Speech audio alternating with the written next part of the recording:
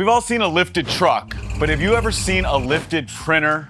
Well, if you own or are considering the Epson SureColor S9170, the S8170, or the F9570, Epson just added a new lift kit option that changes the height of the printer.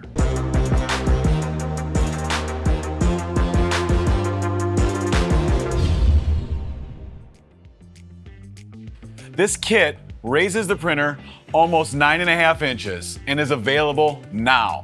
But why would you want one of these? Now, some shops prefer a lower printer, so the top becomes a usable work surface and gives you a better view across your shop. But others prefer the printer higher, which can make loading rolls a lot easier.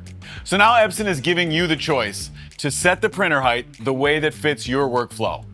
The kit includes 2 extended legs for the printer stand, plus a base extension for the ink supply system. And we expect pricing to come in around $400.